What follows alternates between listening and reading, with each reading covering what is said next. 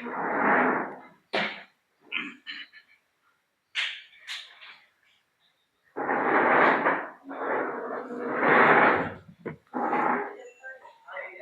कृष्ण.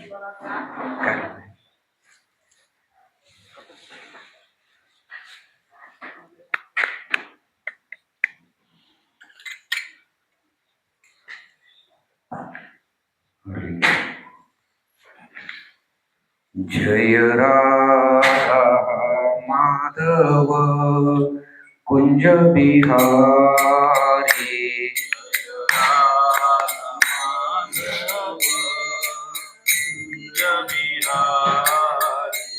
जय राधा माधव कुंज बिहारी.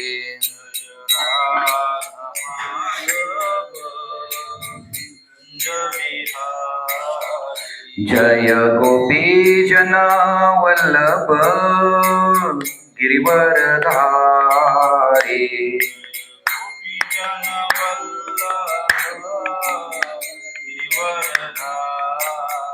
जय गोपी जन वल्लभ गिरिवरधारी.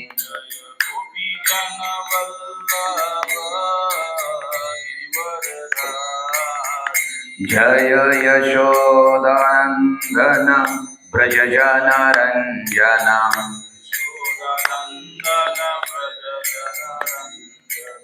यशोदानंदन ब्रज जनरंजन.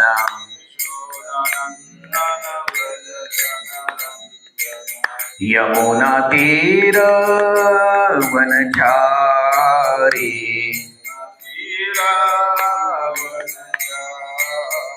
यमुना तीर वनचारी.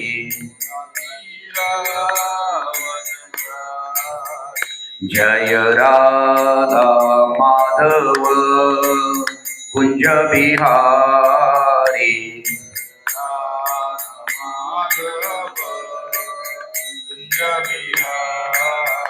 जय राधा माधव कुंज बिहारी.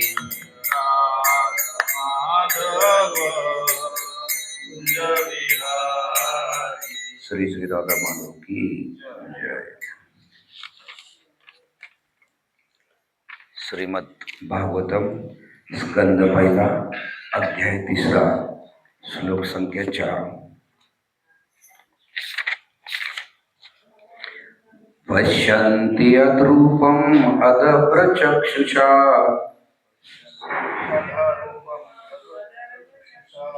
सहस्रपादाम्बुजाननाद्भुतम्. सहस्रमूर्ध श्रवणाक्षिनासिकम्. सहस्रमौल्यं वरकुण्डलोलसत्. पश्यन्ति यद्रूपम् अधप्रचक्षुषा सहस्रपादोर्भुजाननाद्भुतम्. सहस्रमूर्ध श्रवणाक्षिनासिकम्. सहस्रमौल्यं वरकुण्डलोलसत्. पश्यन्ति यद्रूपम् अधप्रचक्षुषा सहस्रपादोर्भुजाननाद्भुतम्. सहस्रमूर्ध श्रवणाक्षिनासिकम्. सहस्रमौल्यं वरकुण्डलोलसत्. प्रभुजी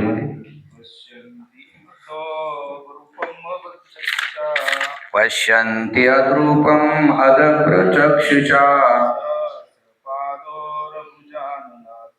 सहस्रपादोर्भुजाननाद्भुतम्. सहस्रमूर्धं श्रवणाक्षि नासिकम् सहस्रमौल्यं भर्कुण्डलोलसत्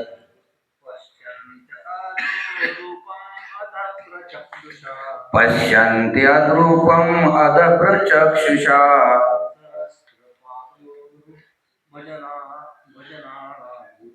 सहस्रपादोर्भुजाननाद्भुतम् सहस्रमूर्धश्रवणाक्षि नासिकम् सहस्रमौल्यं वरकुण्डलोलसत्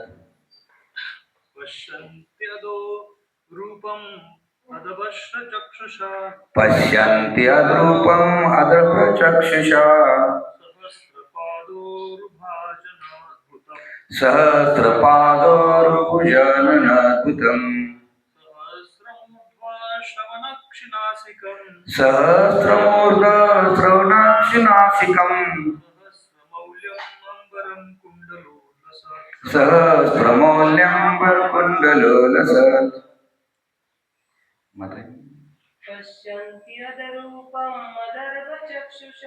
पश्यन्त्यद्रूपम् अदप्रचक्षुषा सहस्रपादोर्भुजाननाद्भुतम् सहस्रमूर्धश्रवणाक्षि नासिकम् सहस्रमौल्यं वरकुण्डलोलसत्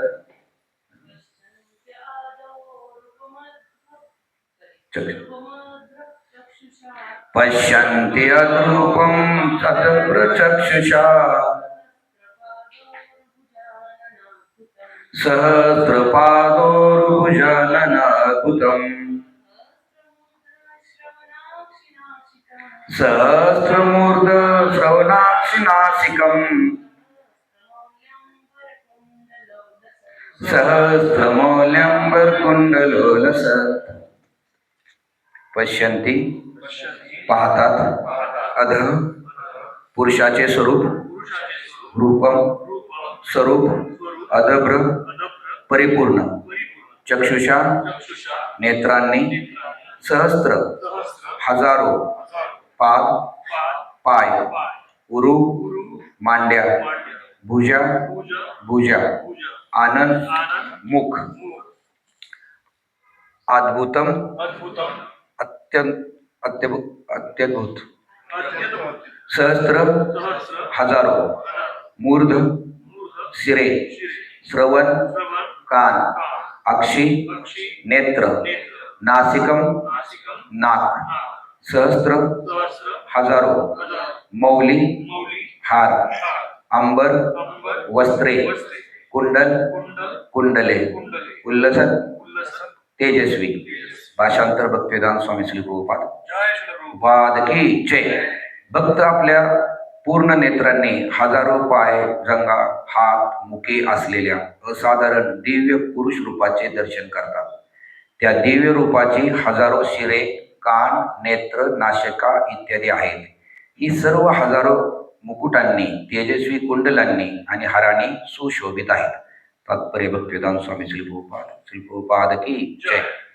आपण आपल्या भौतिकतेने दूषित झालेल्या इंद्रियांनी दिव्य स्वरूपी भगवंतांविषयी कोणत्याही प्रकारचे आकलन करू शकत नाही. आपली वर्तमान इंद्रिये भक्तीच्या प्रेममय सेवेच्या प्रक्रियेने शुद्ध व्हायला हवीत आणि नंतर भगवंत स्वतःहून प्रकट होतात. भगवद्गीतेत अशी पुष्टी केलेली आहे. दिव्य अशा भगवंतांचे आकलन केवळ शुद्ध प्रेम भक्तीनेच होऊ शकते. तसेच वेदांत देखील याची पुष्टी केली आहे की केवळ शुद्ध प्रेममय सेवाच मनुष्याला भगवंतांजवळ नेऊ शकते आणि अशी प्रेममय भक्तीच भगवंतांना प्रकट करू शकते. ब्रह्मसंहितेतही असे म्हटले आहे की प्रेममय अंजनाने रंजित अशा नेत्रांनी भक्त सदैव भगवंतांचे दर्शन करतात. म्हणून आपण अशा व्यक्तीकडून भगवंतांच्या दिव्य रूपाचे ज्ञान प्राप्त करायला हवे की ज्यांनी प्रेमभक्ती रूपी अंजनाने माखलेल्या पूर्ण नेत्रांनी त्यांना वास्तविकपणे पाहिलेले आहे. भौतिक जगात सुद्धा आपण आपल्या स्वतःच्या नेत्रांनी नेहमीच वस्तू पाहतो असे नाही. कधी कधी ज्यांनी वस्तू प्रत्यक्ष पाहिल्या आहेत किंवा केल्या आहेत त्यांच्या अनुभवाच्या द्वारेच आपण वस्तूंना पाहतो. जर प्राकृत पदार्थाचा अनुभव येण्याकरता ही पद्धती आहे तर ज्या दिव्य गोष्टी आहेत त्यांना तर हीच पद्धत पूर्णपणे लागू आहे. म्हणून धैर्य आणि दृढतेने आपणाला परमसत्य आणि त्यांची निरनिराळी स्वरूपे यांच्या संबंधी दिव्य विषयांचा अनुभव येऊ शकतो. भगवान हे प्रारंभिक साधकांना रूपरहित असे वाटले तरी तज्ज्ञ सेवकांना ते दिव्य रूपात आहेत. ओम अज्ञानतिमिरन्धस्य ज्ञानाञ्जनं शलाकया चक्षुरुन्मीलितं येन तस्मै श्रीगुरुवे नमः. श्रीचैतन्यमनोभीष्टं स्थापितं येन भूतले स्वयं रूपं कदा मह्यं ददाति स्वपदान्तिकं. वन्देऽहं श्रीगुरु श्रीयुतपदकमलं श्रीगुरुन् वैष्णवांश्च श्रीरूपं साग्रजातां सहगण रघुनाथान्वितं तं सजीवं साद्वैतं सावधूतं परिजनसहितं कृष्णचैतन्यदेवं श्रीराधा कृष्णपादान् सहगण ललिता श्रीविशाखान्वितांश्च. हे कृष्ण करुणा सिंधु दीनबंधो जगत्पते गोपेश गोपिकाकांत राधाकांत नमस्तुते. तप्त कांचन गौरांगी राधे वृंदावनेश्वरी वृषभानुसुते देवी प्रणमामि हरिप्रिये. वाञ्छाकल्पतरुभ्यश्च कृपा सिन्धुभ्येव च पतितानां पावनेभ्यो वैष्णवेभ्यो नमो नमः. नमो विष्णुपदाय कृष्णप्रेष्ठाय भूतले श्रीमते भक्तिवेदांत स्वामी नामिने. नमस्ते सरस्वती देवे गौरवाणी प्रचारिणे निर्विशेष शून्यवादी पाश्चात्य देशधारिणे. जय श्री कृष्ण चैतन्य प्रभु नित्यानंद श्री अद्वैत गदाधर श्रीवासादि गौर भक्तवृंद. हरे कृष्णा कृष्ण कृष्ण हरे हरे हरे राम राम राम हरे हरे. हरे कृष्णा.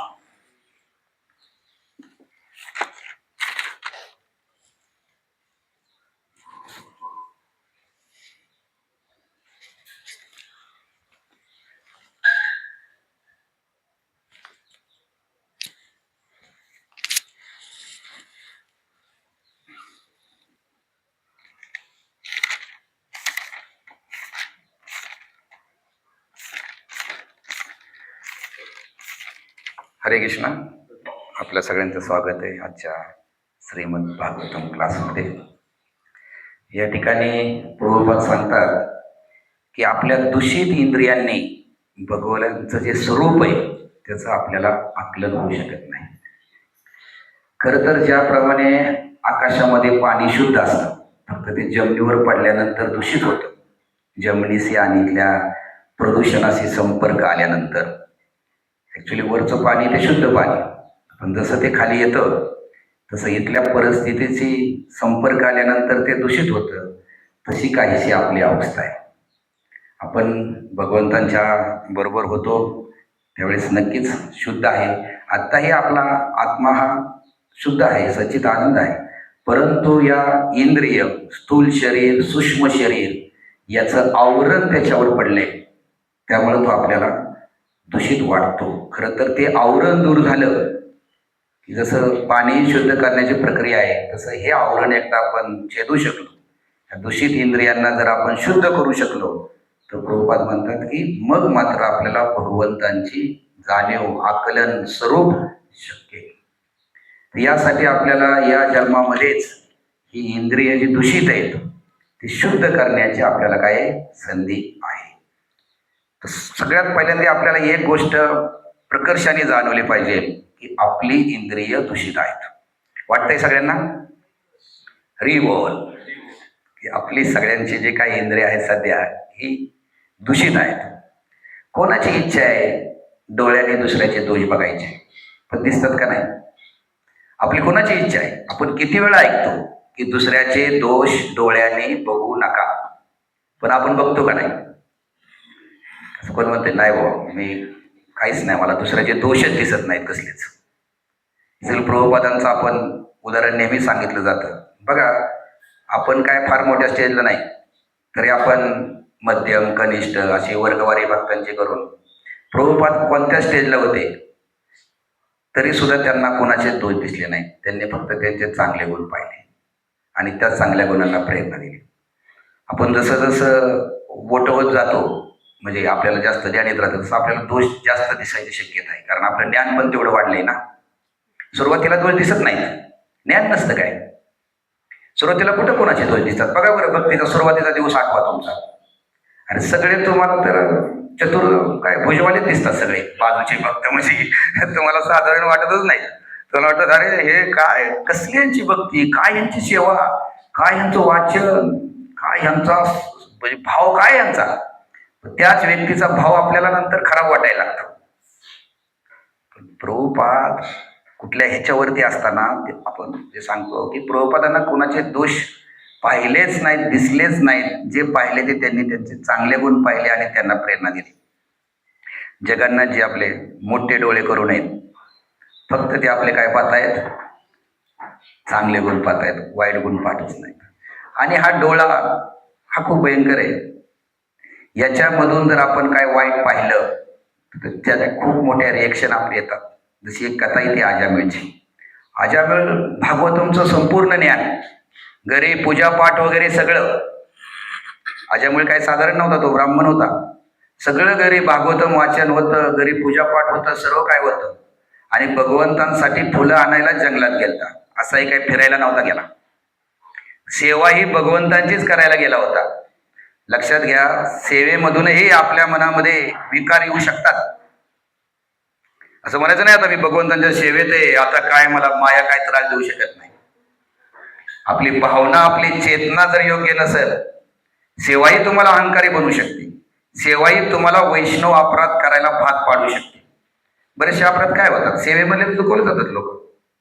आपण ज्यांच्यावर सेवा करतो त्यांच्याबरोबर आपण जर योग्य भावनेने सेवा केली नाही तर तो अपराध होतो आपल्याकडे. म्हणून सेवा करतोय आपण, म्हणजे आपण माझ्या वेळ फुलं आणायला म्हणजे सेवेसाठीच गेला होता, पण त्याच्या डोळ्याने दगा दिला. आणि त्याने असं एक दृश्य पाहिलं की एक वेश्या एका पुरुषाबरोबर संग करते आणि ते दृश्य पाहिलं. आणि ते दृश्य त्याच्या डोळ्यामधून इतकं प्रभावीपणे आतमध्ये गेलं की त्याने स्वतःच्या ज्ञानाने 1000 प्रयत्न केले ते दृश्य संपवायला, हृदयातून, मनातून, सूक्ष्म शरीरातून, तुम्ही जे काय समजा ते बुद्धीतून, परंतु त्याची बुद्धी तिथं उपयोगी आली नाही. अजामेळाने प्रयत्न केले असे नाही, अजामेळाने पण खूप प्रयत्न केले की हे नको, मी पाहिलं हे मला विसरायचंय, परंतु तो विसरू शकला नाही. म्हणून कधी कधी आपलं ज्ञानही कमी पडतं, पण भक्तांचा संग आणि हरिनाम हे त्याच्यापेक्षा महान मानलं गेलंय. कारण ज्ञान कधी कधी, ज्ञानाने काय यायला पाहिजे, ज्ञानाने विवेक यायला पाहिजे. ज्ञानाने काय यायला पाहिजे, विवेक यायला पाहिजे. पण काही काही परिस्थितीमध्ये आपला विवेकही नष्ट होतो, आपली बुद्धीही काम करायची चालत नाही, म्हणजे आपला विवेक नष्ट होतो. म्हणून बुद्धी जे ज्ञानवादी लोक आहेत, सतत विवेक जागृत ठेवणं अवघड आहे. सतत विवेक, प्रत्येक गोष्टीमध्ये मी योग्य अयोग्य पाहिल हे खूप कठीण आहे. कारण ज्ञानी माणसाला सगळ्यात महत्त्वाचा विवेक जागृत ठेवायला लागतो. त्याला लगेच क्षणात कळलं पाहिजे हे योग्य, हे अयोग्य, हे योग्य आहे, हे नाही करायला पाहिजे, करायला पाहिजे. तो झाला ज्ञान मार्ग, तो कठीण मार्ग आहे. पण असं म्हणतात आजमेळावर जर एखादा जर भक्त बरोबर जोडीला असता तर त्यांनी कधी सांगितलं असतं, आजमेळ हे जे काय तू पाहतोय ना हे विसरून जा, हे तू घेऊ नको, पण तिथं सांगायला कोण नव्हतं. म्हणून भक्तांचा संग आणि हरिनाम हे त्याच्यापेक्षा प्रभावी. तर अशा प्रकारे आपण पाहिलं तसं अजून एक उदाहरण येतं, कीटक, मला वाटते पतंगच ना, की तो प्रकाशाकडे, त्याचे डोळे त्या प्रकाशाच्या दिव्यतेकडे आकर्षित होतात, प्रकाशाकडे, आणि तो त्या ठिकाणी मरून पडतो. या इंद्रियांचा एक प्रॉब्लेम असा आहे की इथं 80-90% चालत नाही. आपण जसं आज भौतिक जगामध्ये मला 90% मार्क पडले, मी ह्याला पात्र झालो, 99% पडले, 100%च कंट्रोल करू शकला, त्याला 90 99 असे अर्धे मार्क चालत नाहीत. असं नाही म्हणू शकत 5 इंद्रिय आहेत हो, त्यातले 4 कंट्रोल आहेत. पण कानाचं तेवढं सोडून द्यावं. कान तेवढे काय होतंय, अजूनही स्वतःची स्तुती ऐकायला आनंद वाटतो, नाही चालणार. एक जरी इंद्रिय, यातलं एक जरी इंद्रिय आपलं दूषित असेल तर ते संपूर्ण आपल्या चेतनेवरती परिणाम करतं. म्हणजे आपण पाहू शकतो की हा विषय किती गांभीर्याने घेण्यासारखा आहे. आपण आता डोळे पाहिले, आता कानाचं पाहू. कानाला काय आवडतं? जसं आपल्या डोळ्यांना दुसऱ्याचे दोष पाहायला आवडतात, तसं कानाला आपल्याला बऱ्याच वेळा काय आवडतं? कानाला 2 गोष्टी आवडतात, दुसऱ्याचे दोष ऐकायला आणि स्वतःची स्तुती ऐकायला. स्वतःची स्तुती ऐकताना कधी नव्हे तेवढे कान एवढे टवकारले जातात आपले.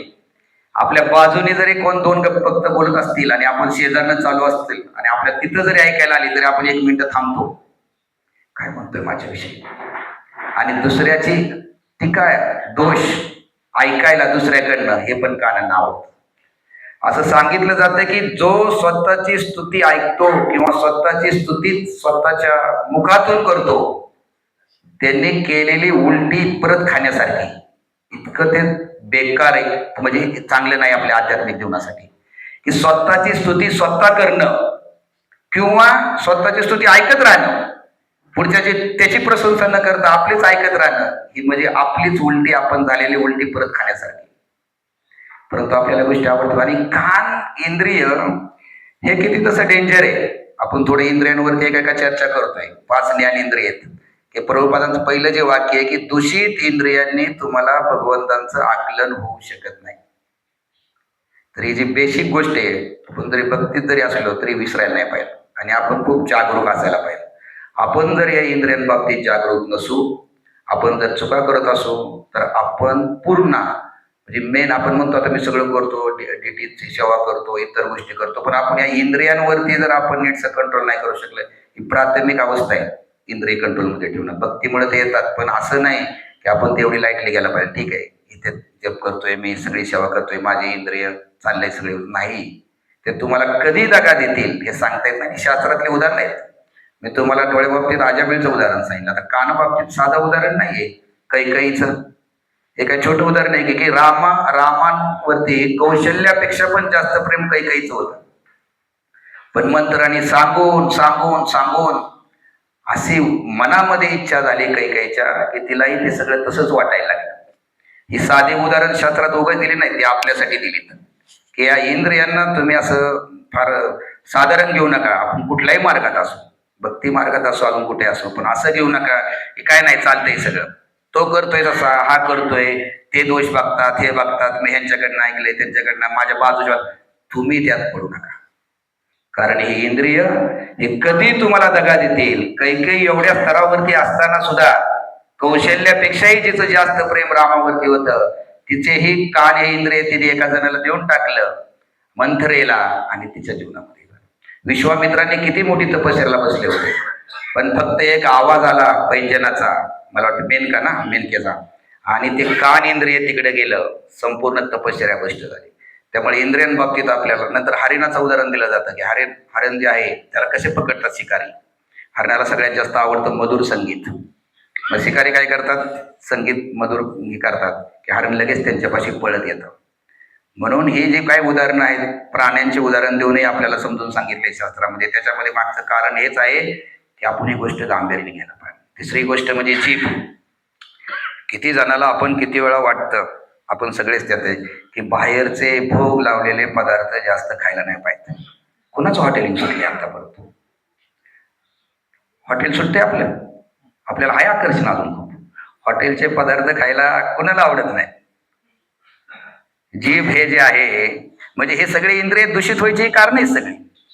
प्रभुपाद म्हणायचे की 7 वर्ष तुम्ही जर भगवत प्रसादाशिवाय दुसरं काय खाल्लं नाही, तुमचं सगळं शरीर शुद्ध होऊन जाईल.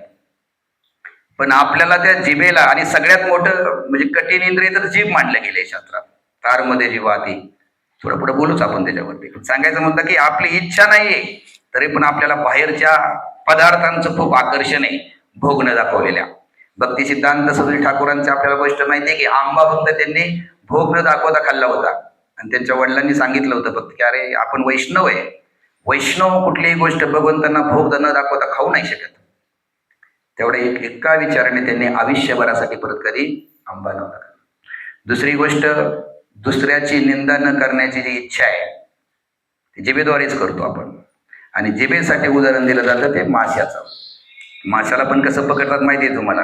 ते जे काही टाकतात खाली आकडा, त्याला फक्त एक मांस लावलेलं जातं आणि ते मग मासा त्या ठिकाणी हे होतो आणि तो पकडला जातो. तर आपण बघू शकतो की जिभेनेही, मी तुम्हाला सांगितलं एक प्रभूजी सांगत होते, मला वाटतं की ते म्हणत होते की एक नवीन भक्त आले, थोडे दिवस थांबले होते म्हणते, ते म्हणले प्रभूजी बरेचसे माझे विकार आता नष्ट व्हायला लागलेत, काम कमी झालाय, क्रोध झालाय, लोभ थोडा, आता थोडं फारच राहिले.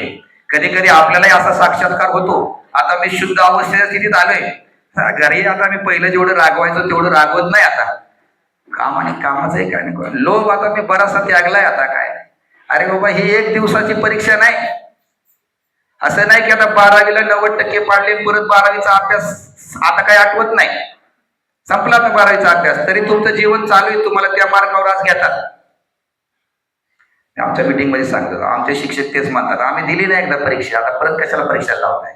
तुम्हाला कदाचित इतिहास माहित नसेल, खूप मोठी चर्चा आहे शिक्षकांची, पण जाऊ त्या जनरल गोष्टी पण थोड्या. तुम्हाला शिक्षकांमध्ये एक चर्चा आहे की शिक्षकांना आता एक परीक्षा द्यायला लावतायत की तुम्ही, आणि ती परीक्षा आता कोण शिक्षक पास नाही होणार, अशी परिस्थिती.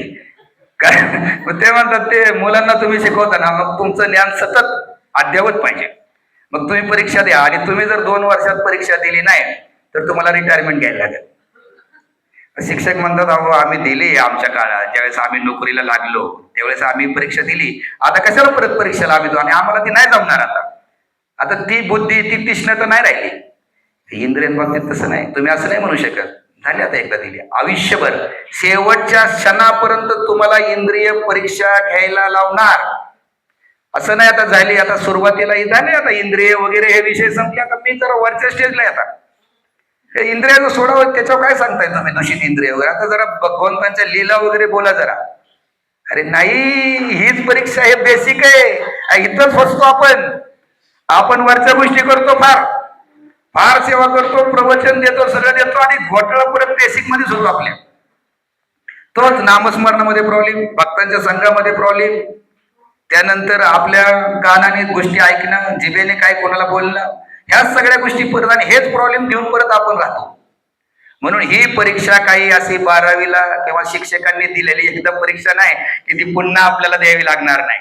तुम्हाला जीवनाच्या कुठल्याही क्षणी कधीही कुठलंही इंद्रिय कधीही तुमचं परीक्षा घेऊ शकतं. म्हणून तर हे अवघड आहे इंद्रियांवरती जिंकणं. तर त्यानंतर स्पर्श, जे त्वचामार्फत स्पर्श करतो. हत्तीला कसं पकडतात? हत्ती किती मोठा बलाढ्य प्राणी, त्याला पकडणं सोपं नाही, पण त्याचं एक इंद्रिय हे शिकाऱ्याला माहिती आहे कमजोर आहे, ते म्हणजे त्याला स्पर्श, म्हणजे काम असण्याची त्याची इच्छा. म्हणून काय करतात, एक खड्डा करतात मोठा, आणि खड्ड्यावरती असा पाला पाचोळा वगैरे ठेवतात, लाकूड वगैरे ठेवून, त्याला समजू नये की हा खड्डा आहे म्हणून. आणि जी नर मादी आहे म्हणजे हत्तीने, त्याला पलीकडे ठेवतात, आणि तो त्याच्याकडे आकर्षित होतो, आणि बरोबर येता येता मग त्या पाल्यामध्ये पाय पडल्यानंतर तो खाली पडतो, त्याला पकडतात. जगातली तर अनेक उदाहरणं, पैसा आणि स्त्री याच्याने पतन झालेले हजारो उदाहरणं आपण आजही पाहतो, आणि शास्त्रामध्ये पण ती उदाहरणं आहेत. म्हणून हेही इंद्रिय जे आहे, स्पर्श, त्वचा आणि स्पर्श ज्ञान आपण म्हणतो, पण ते एक होतो कदा. तिसरं म्हणजे नाक, त्याने आपण काय घेतो, सुगंध. कालच प्रभूजीने कथा सांगितली की जे नाक, ज्यांनी विष्णूंच्या तुळशीपत्राचे सुगंध घेतला, आणि त्यानंतर त्यांचा जो निर्विशेष वाद होता तो संपुष्टात आला, आणि ते भगवंतांचे स्वरूप मानायला लागले चतुष्कुमार.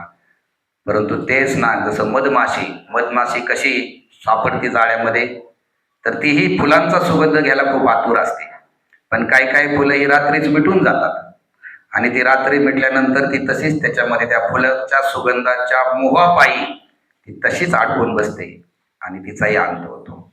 तर सांगायचा मुद्दा, ही 5 जी इंद्रिय आहेत, आपण त्याला ज्ञान इंद्रिय म्हणतो. शाळेमध्ये कोण सांगणार नाही तुम्हाला हे ज्ञानेंद्रिय किती डेंजर आहेत. ज्ञानेंद्रियाचे उपयोग सांगते, आम्ही शिकवतो मुलांना, ज्ञानेंद्रियाचे उपयोग सांगतो आपण त्यांना. पण हे आध्यात्मिक जीवनासाठी ही ज्ञान इंद्रिय आपल्याला कसा धोका देऊ शकतात, आणि ऍक्च्युली ह्यामुळे दूषित म्हणतायत ही ज्ञानेंद्रिय जी आपली आहेत, ही दूषित आहेत वेगवेगळ्या कारणाने. आणि जसं मी तुम्हाला आता सांगितलं की याच्यामध्ये असं काही नाही की 4 आहेत, 4.5 आहेत, 4.25 आहेत, अजिबात नाही. पूर्ण 100 पैकी 100 मार्क तुम्हाला पाडायला लागतील. एकही यातलं इंद्रिय जर तुमचं कमजोर असेल तर ते तुमच्या आध्यात्मिक जीवनामध्ये अडचणी आणू शकतं आणि तुमच्या आध्यात्मिक जीवनाची प्रगती घडू शकते. आणि सगळ्यात ह्या इंद्रियाचा राजा म्हणजे कोण? मन. त्याच्याविषयी काय बोलावं? आपला रोजचा अनुभव आहे जपाच्या वेळेस. हे काय आपल्याला त्रास देत आहे हे सगळ्यांना अनुभव आहे, असं कोणीही सांगू शकत नाही. म्हणजे असं म्हणतात ना, बाकी एखादा म्हणाल मी प्रवचन खूप छान देतो, एखादा म्हणाल मी हार्मोनियम खूप छान वाजवतो, एखादा म्हणाल सेवा मी असा करतो ना वेळेतच, एखादा म्हणाल मी प्रसाद खूप छान बनवतो. कधीच माझं मी तिकडचं तिकडे होत नाही. पण इथं बसलेला कोणीच म्हणू शकत नाही मी जप खूप छान करतो. ते म्हणण्याचे कारण का, ते जे मन इंद्रिय आपल्याला ते आपल्याला इतकं सतावतं ऍक्च्युली खरं तर जपाच्या वेळेस. कारण अनेक जन्माचे आपल्यावरती संस्कार आहेत. आपण ते प्रसंग विसरतो. आपण म्हणतो काय असं संग माझ्यावर नाही काय परिणाम झाला. अरे तुला ते प्रसंग आठवत नसतील पण संस्कार तुझ्या हृदयावरती कोरले जातात. प्रसंग वेगळा आणि संस्कार वेगळे. आपण म्हणतो ना संस्कारी नाही, कारण त्यांनी अनेक अशा प्रसंग वाईट वाईट केलेत किंवा पाहिले की त्याच्या मनावरती ते संस्कार घडलेत. आपल्याला म्हणतो काय नाही, मग जुना मित्र ते काय मला नाही होतेच आता मी त्याच्या संपर्कात, पण कुठंतरी त्याचे बारीक संस्कार तुमच्या हृदयावरती असतात. म्हणून नेहमी जो आपला संघ आहे हा संघ खूप मोठा महत्वाचं काम करतो. आता जरी तुम्हाला इथं नुसतं तुम्ही येऊन बसलाय, काही तुम्हाला यातलं आठवत नाही पण संस्कार मनावरती होतात. कदाचित तुम्ही डिटेलिंग नाही देऊ शकत काय झालं लेक्चरमध्ये, तुम्हाला नाही सांगता येणार, पण संस्कार घडलेले असतात की श्रवण करण्याची इच्छा मनामध्ये, तर ते संस्कार खूप महत्वाचे आहेत. त्यामुळं कधी कधी आपल्याला वाटतं की बाहेर जातो मी सगळीकडे फिरून येतो, काय नाही मला तसं नाही, माझं मन साफ आहे. नाही, सूक्ष्म संस्कार मनावरती काढतात आणि हे तर संस्कार घेऊन येतो. आपल्याला मागच्या जन्माचे प्रसंग कुठे आठवतात? आपल्याला काय आपलं मन का असं करतं? ते संस्कार घेऊन आले, प्रसंग घेऊन नाही आले ते. त्यामुळे हेही आपण ओळखायला पाहिजे की मागच्या जन्माचे प्रसंग आठवले तर म्हणतात ना की कठीण आहे तुमचं, मग याचा अर्थ आपल्याला मागच्या जन्माचं काहीच नाही का आपल्याबरोबर? आले, संस्कार आलेत. प्रसंग नाही भगवंतांनी आठवून दिले तुम्हाला, पण तुम्ही मागच्या जन्मात जे काय केलंय ते संस्कार घेऊन मन तुमचं आत्ता आले. हेही आपण खूप गांभीर्याने बघायला पाहिजे. आणि वेळ लागतो प्रत्येक गोष्टीला, दुसऱ्यालाही आपल्याला वेळ देता यायला पाहिजे थोडा. जरी एखादा भक्त असला नवीन, थोडे या ठिकाणी कमी जास्त जरी असला तरी आपल्याला वेळ त्याला देता यायला पाहिजे. असं म्हणतात पंखा जरी बंद केला तरी तो थोडा वेळ फिरतच राहतो. असं नाही की बंद केला की जागेवर स्टॉप. तसं प्रत्येक जण या ठिकाणी हॉस्पिटलमध्ये प्रत्येकाला थोडा थोडा वेळ लागणार. पंखा बंद प्रत्येक जण करतंय तर तरी पण थोडा थोडा पंखा आपला पण फिरतो. आपल्यालाही थोडं माफ करायला लागेल स्वतःला.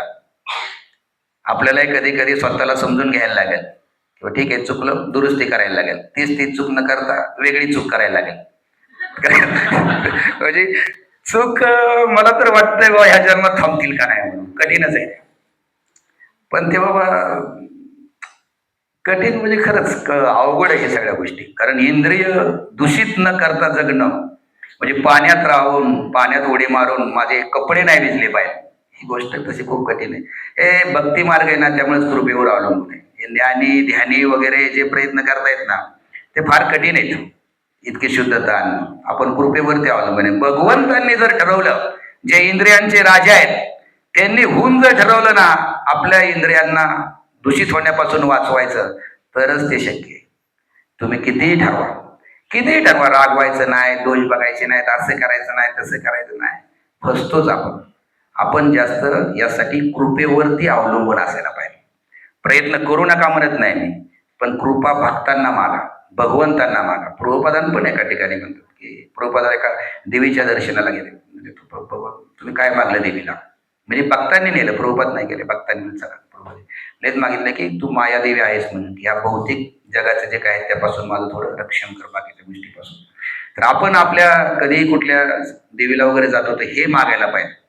कारण हे इंद्रिय जे आहे, हे भौतिक जग आहे, हे इतकं म्हणजे कठीण आहे आपल्यासाठी पार काढणं. त्यासाठी आपल्याला सगळ्यांचीच कृपा हवी आणि ती कृपेवरती आपण आहोत. आपण ज्ञानी योगींसारखं नाही काही करून आता असं लेक्चर ऐकलंय ना, आता बघतोच, आता अजिबातच नाही इकडं तिकडं काही करून नाही जमणार, दुसऱ्या दिवशी फेल. आणि तुम्ही जेवढं ठरवाल ना, जितकं जास्त ठरवाल ना, तितकं मन तुमचं अजून जास्त कठोर होणार. बघा, तुम्ही ज्यावेळेस निश्चय करता ना, मन दुपटीने तुम्हाला विरोध करतं. त्यामुळं कृपेवाले भक्त सहज तरून जातात. तर आपण कृपा मागितली पाहिजे. तर अशा, आणि मी त्यावेळेस पण सांगत होतो, लोकेश्वर कृष्ण प्रभू आम्ही एकत्र आमच्या काउन्सिलिंग मिटिंग झाली, त्यावेळेस मी हेच म्हणत होतो की भक्त खूप कृपाळू आहेत. आणि मी तीच विचारलं की भक्त एवढे कृपाळू इथे कुठल्या भागातून कृपाळू आहेत. आपण जी एक कृपा ऐकली भक्तांची, भक्त कृपाळू म्हणजे काय? भक्त आपल्याला भक्तीत आणतात, भगवंतांची ओळख करून देतात, आपल्याला सगळ्या सेवा देत आहेत आपल्याबरोबर. म्हणजे ही एक कृपा झाली, ज्ञान देत आहेत आपल्याला, हे सगळी झाली. अजून एक भक्तांची कृपा काय माहिती? अजून दुसरी कुठली भक्तांची कृपा मला जी वाटते ती मी तुम्हाला सांगतो. अजून एक कृपा भक्तांची, भक्त खूप क्षमाशील आहेत. तुम्ही म्हणाल ही काय कृपा आहे? क्षमाशीलता कृपा आहे? अहो, खूप कृपा आहे.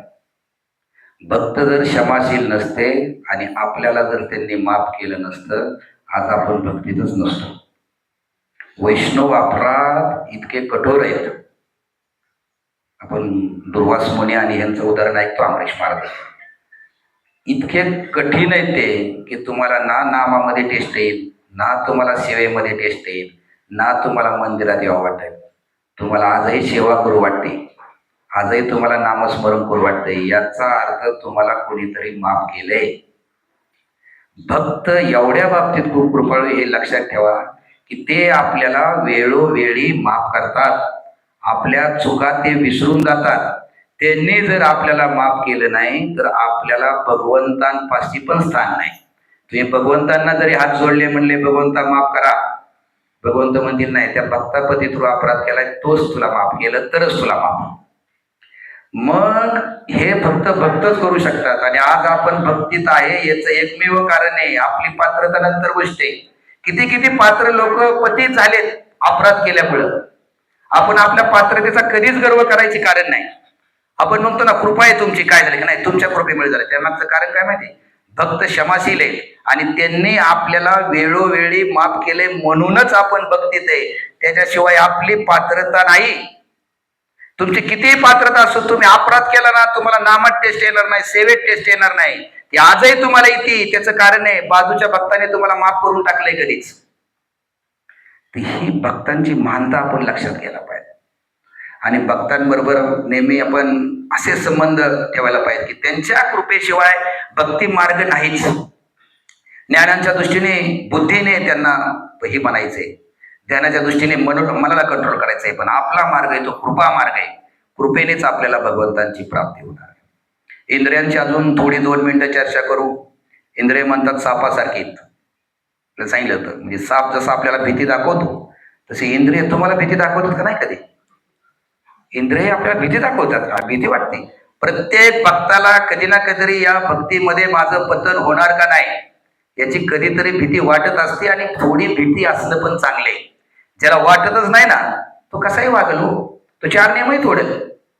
थोडी भीती, साप कसा संबंध फणा काढतो असे, तसे आपल्याला थोडी भीती पाहिजे की अरे ही इंद्रिय कधी मला पतन करण्यात, थोडा सावध.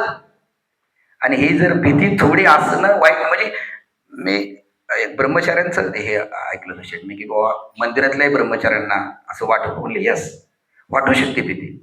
आणि ती थोडीशी असणं कधी पण चांगले. माणूस सुरक्षित आहे.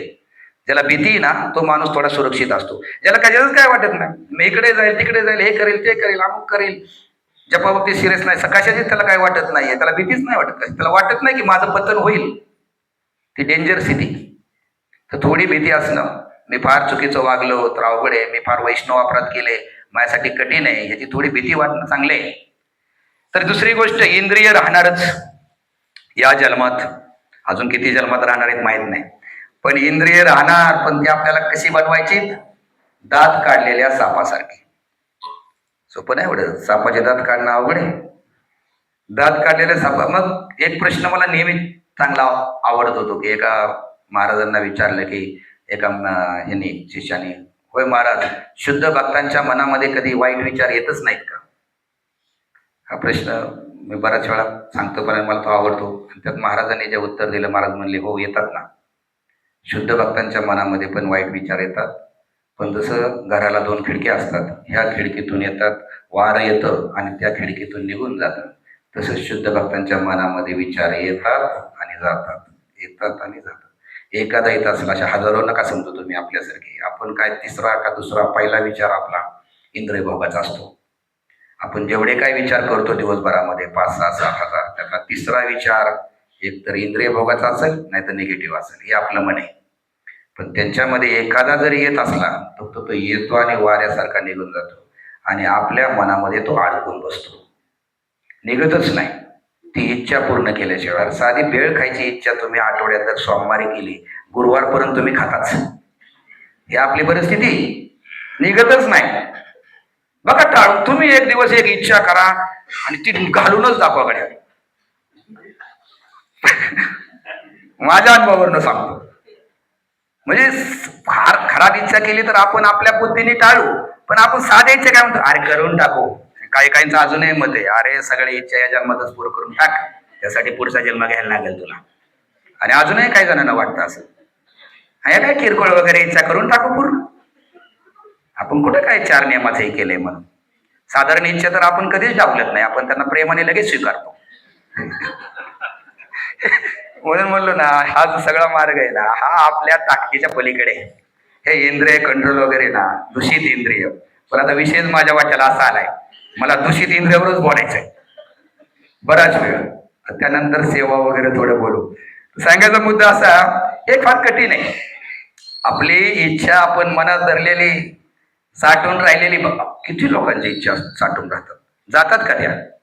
काही काय म्हणतात ना असं की एखाद्या म्हणजे व्यक्तीची इच्छा त्याच्या तारुण्यात तो करू शकला नाही. समजा त्याला डॉक्टर व्हायचं होतं, तो डॉक्टर होऊ शकला नाही, तर ती इच्छा त्याची तशीच राहिलेली असते. तो मुलावर काम करतो त्यासाठी. मी नाही झालो पण तू हो, ह्या अशा आपल्या इच्छा आहेत. हे बाकी तर मग काय किरकोळ इच्छा तर काय, आपण किती अशा पूर्ण केल्यात आतापर्यंत, त्याला मापच नाही, कारण आपण त्याचा विचारच केला नाही. म्हणून तर हे सगळ्या इच्छांचा खेळ आहे, सगळ्या वासनेचा खेळ आहे, म्हणून आपण त्याला सगळ्या त्या खूप कठीणच जाणं हे आपल्या भगवंतांच्या आणि भक्तांच्या कृपेने होईल. म्हणून हे सगळे जे शरीर मिळलंय, हे शरीर आहे तोपर्यंत त्या सगळ्या इच्छा राहणार आहेत. परंतु त्या प्रभुपाद पुढे म्हणतात, प्रेममय भक्तिमय सेवेनेच ही इंद्रिय शुद्ध होऊ शकतात. आपली प्रार्थना आहे बघा, महाप्रसादे गोविंदे, त्याच्यामध्ये शरीर अविद्याच्या असं का म्हटलंय? अरे शरीराच्या पण 3 शेज सांगितल्यात. हे शरीर पण 3 वेळेला 3 वेगवेगळ्या मागण्या आहेत आपल्या. आणि त्या मागण्या काय सांगितल्या जातात? बालपणामध्ये क्रीडासक्त, तरुणपणामध्ये तरुणीसक्त आणि म्हातारपणामध्ये चिंताग्रस्त. बघा हे शरीर बरोबर त्यावेळेस तसं काम करायला लागतं. असं नाही की ते म्हणजे शरीर बरोबर त्या गुणात येतच त्यावेळेस. लहानपणामध्ये म्हणजे बालपणामध्ये खेळासाठी आम्ही पाहतो ना, मुलांचा सगळ्यात आवडता तास असेल तर खेळाचाच असतो. दुसरा त्यांना तास आवडत नाही. आम्हाला वाटतं ते आमच्याकडे ऐकतात खूप लक्षपूर्वक, नाही त्या अर्थात सर जेवायला कधी सुटणार आहे आणि खेळायला कधी, 2च प्रश्न असतात त्यांचे. शाळा जेवायला कधी सुटणार आहे आणि खेळायला कधी सुटणार आहे. शरीर अविद्याच्या, शरीर जे आहे त्या त्या काळामध्ये ती भावना निर्माण करतं. तरुणपणामध्ये थोडं खेळाचं पिच्छ होईल, कमी होईल, पण तरुणी सक्त तिचे शरीर तसं बनतंच. आणि म्हातारपणामध्ये चिंताग्रस्त. म्हातारपण तर निव्वळ चिंतेने, हे का केलं, करायचं राहिलं, ते करायचं राहिलं, कसं व्हायचं, काय व्हायचं, विषयच नसतात दुसरे चिंता करण्याशिवाय. कारण सगळे इंद्रिय काम करत नसतात. मग काय, मनातच काम थोडं शिल्लक राहिलं, दुसरं काय काम राहिलं? मन काय करतंय मग आपल्याला माहिती आहे. आपल्याला सुद्धा एक दिवस नुसतं घरी बसायला लागले तर अवघड आहे. तर मनाला बाकीचे इंद्रिय थोडी कामात असल्यावर मन शांत राहतं. म्हातारपणी काय होणार? दुसरी इंद्रिय कामच नाही ना त्यांना काय. मग एक इंद्रिय जो राजा आहे सगळ्यांचा, तो स्वतःच दाखवायला लागतो कला. म्हणून शरीर अविद्याजाल म्हणजे हे शरीरच असं बनलंय की ती 3 स्टेजवरती 3 प्रकारची इच्छा करतं. त्यानंतर पुढे म्हटलंय बघा, जीव फेले विषय सागरे. त्याच्या आधी म्हणलंय जडेंद्रियत आहे का. ही जी इंद्रिय आहेत, आपण इंद्रियावर बोलतोय, हे जे भौतिक तृप्तीमध्ये अडकले त्यांच्यासाठी ज्याप्रमाणे सूर्य रोज एक दिवस त्यांचा काय करतोय, काळाकडे नेतोय, त्यांच्या मृत्यूकडे त्याला नेतोय. जडेंद्रियत आहे का, जीव फेले विषय सागरी, आणि आपला जीव आहे. म्हणजे आपण ते कशात पडलं, आपण अशा इच्छेच्या सागरामध्ये पडलोय, विषयांच्या सागरामध्ये पडलोय की त्याच्यामधनं सुटका होणं अवघड आहे. पण ते सुटका कोण कर सांगितलंय, महाप्रसाद आहे, महाप्रसाद करू शकतो. त्यांनी 1000 वर्ष भोगाची पूर्तता केली इंद्रियांची म्हणतात, तरी त्याची इंद्रिय संतुष्ट झाली नाहीत. नंतरही त्याला वाटलं की मला कोणीतरी शरीर द्यावं, म्हणून मुलाने हे केलं. तरी असे हे सगळं शरीराचंही सांगितलं तुम्हाला, इंद्रियाचंही सांगितलं, असंही आपलं सगळं शरीर आहे. आणि प्रत्येक इतके तुम्हाला बाकी बाजूच्या संस्था दिसतील, काही धर्म दिसतील, आणि प्रत्येकाला एक मात्र पक्क आहे. तुम्ही कुठलाही बौद्ध धर्म वाचा, जैन वाचा, कुठलाही वाचा, त्यांना एक माहीत झाले की जग दुःखालय आहे. बौद्ध धर्माचं पाहतं दोन्यान काय, जैनांचं पाह, कुणाचंही पाह, आणि प्रत्येक जण एका गोष्टी काम करतोय, ते म्हणजे हे इंद्रिय कसे दूर वासनेपासून राहतील, इच्छांपासून कसे दूर राहतील, हे प्रत्येक धर्म त्याच्यावर काम करतोय. प्रत्येकाची पद्धत फक्त वेगळी, प्रत्येक जण काम करतोय. किंवा वेगवेगळ्या संस्था काय बनवल्यात कोणी, त्यांचा उद्देश तोच आहे, किंवा इंद्रियांचं शुद्धीकरण झालं पाहिजे. आता काय समजा डोळ्याला मोतीबिंदू झालाय, तर काय म्हणतात, सोपा उपाय आहे. जसं आता इंद्रिय दूषित झालेत म्हणतो ना आपण, तसं डोळ्याला मोतीबिंदू झालाय म्हणजे दूषित झालाय, सोपा उपाय, डोळाच काढून टाका. हे कुणाचे विचार आहेत माहिती, निर्विशेषवादी, मायावादी, हे सगळे माया, पडून द्या, काय पाहिलं केलं, डोळेच काढून टाका. बौद्धांचं सांगू कसं आहे, बुद्धिस्टांचा विचार आहे कसे सांगू. समजा एखादा मुलगा रडतोय, तर बुद्धिस्ट काय म्हणतात, असा बडवा ना त्याला, रडलाच नाही पाहिजे, इतका मारा त्याला. म्हणजे प्रत्येक जण इंद्रियावरती कसं काम करतोय सांगतो. त्यांचं कसं आहे माहिती, इंद्रिय कंट्रोल करण्याचं. बौद्धांनी काय सांगितलंय, इच्छा नुसत्या तुम्ही पहा, तुम्ही साक्षी भावनेने फक्त पहा, डोळे मिटा तासून तास, आणि तुमच्यामध्ये इच्छा येऊ द्या जाऊ द्या, येऊ द्या जाऊ, नुसतं पहा. कालांतराने तुम्हाला त्या साधारण वाटायला लागतील. त्या इच्छा म्हणजे तुमच्या वरच्या इच्छा आहेत मनाच्या, ऍक्च्युली त्या आतल्या नाही आहेत. म्हणजे तुम्ही नुसतं साक्षी भावनेने पहा, शांत व्हा, आणि फक्त लक्ष द्या श्वासावरती, पहा तुम्ही. ते काय म्हणतात, इंद्रिय सुखवा. त्यांचं काय म्हणणं आहे, इंद्रिय सुखवा म्हणजे काय, इंद्रियांना इतकं हे करा. म्हणून त्यांच्यामध्ये बघा, त्या विपश्यनाला बसलं, फोन नाही, बाकी काय नाही, खाणं पण साधं वगैरे, तासून तास सुकून टाकायचे, त्यातला रस काढून टाकायचे, म्हणजे नुसतं फटकवायचे ते इतके की आपण काय म्हणतोय, हे सुकणार नाहीत, ह्यांना दिव्य रस द्या. आणि ते काय म्हणतात, नाही नाही मग त्यात पण आलंच की सगळं, परत भोग आलाच की. तसं नाही, हे पूर्ण सुकून टाका, हे ताकदच घालून टाका पूर्ण. हे कोणाचं काम नाही. मी राधेश्याम प्रभूचं लेक्चर ऐकतो त्या संदर्भात. ते म्हणले, मी आलो कृष्ण भावनेकडे ना, आमचे 2 मित्र IIT विपश्यनाला गेले म्हणले. 2-4 दिवस असे जाम झाले, ते हलायचं नाही, काय नाही, असं बसायचं नुसतं, तासून तास बसायचं नुसतं, पार नुसते डोळे कानातले सगळं सुकून टाकायचे हे इंद्रिय. 2 दिवसांनी तर माघारी फिरले म्हणले. हे शक्य नाही आजच्या जगामध्ये. म्हणून जे माझे काय विपश्यनाला गेलेत ना, घरच्या जीवनात विपश्यना ते करू शकत नाहीत. जातात, बरेच जण जातात, शिक्षकांना फ्रीमध्ये असतं, सुट्टी देतं शासन. त्यांना वाटतं, शासनाला वाटतं हा सर्वोत्तम उपाय आहे म्हणून विपश्यना. आम्हाला सुट्टी असते 5-6 दिवसाची. तुम्हाला जायचं असेल तर तुम्ही सांगा, तुम्हाला सुट्टी देतो, जावा, नुसतं बसायचं, नुसतं जाऊन एका जागी तिथं. आणि त्यांचं खाणं साधं असतंय, मोबाईल नाही, काय नाही वगैरे, काहीच तिथंही नाही. परंतु अशी इंद्रिय सुकू शकत नाहीत. इंद्रिय सेवेमध्येच दिव्य परत त्याचं शुद्धीकरण होऊ शकतं, ते संपवू शकत नाही, ते तुम्ही टाळू शकत नाही इंद्रियांना. जसं अकबराची गोष्ट माहिती आहे तुम्हाला, अकबर बिलबराची, की अकबराने सांगितलं की असा एक शेळी पाहिजे मला, की त्या शेळीला गवत दाखवलं की त्या शेळीने ते खाल्लं नाही पाहिजे. मग सगळेजण काय करतात, आदल्या दिवशी ठीक आहे, सगळेजण आदल्या इतकं खायला घालतात त्या शेळीला, की त्यांना असं वाटतं की आता रात्रभर इतकं खायला ना, कमीत कमी त्याला गवत दिसल्यावर तरी शेळी पुढे येणार नाही. आणि बिरबल जरा उलट करतो, गवत दिसलं की फटकारतो, शेळी पुढे गवत न्यायचा, खायला लागलं की मारायचा. कारण तिला त्या गवताचं काय यायला पाहिलं, की तिला एक लक्षात राहायला पाहिजे, गवत आलं की फटका बसतो. बाकी फुल सगळे खाऊन आलेले शेळी, गवत खाऊन आले, सगळ्या शेळ्या राहतात एका बाजूला, आता बाकीच्यांना वाटतं की रात्रभर एवढं खायला घातलंय पोट भरेपर्यंत, सकाळी नाही इच्छा करायचं. पण त्या सगळ्या शेळ्या ज्या आहेत त्या सगळ्या शेळ्या परत गवत दिसलं की खायला लागतात. फक्त बिरबलाची शेळ्या इतकं मारलं असतं बिरबलाने की ती शेळी गवत दिसलं की ती मागं फिरायला लागते. परंतु ही गोष्ट ऐकायला छान आहे, आपल्या जीवनात उतरवणं शक्य नाही.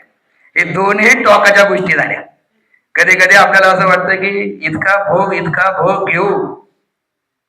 मी सावरकरांचं वाचलं होतं बाबा, मला वाटतं सावरकरांचे मोठे भाऊ, त्यांच्या आत्मचरित्र पूर्वी मी असे भरपूर वाचलेत आत्मचरित्र, थोडं वाचलं. त्यात ते म्हणले की मला सिगरेट ओढायची का बिडी असेल त्यावेळेस ओढायची एवढी आवड होती, पण मी एक दिवस निश्चय केला, मी अनेक पाकिटं जवळ घेऊन बसलो.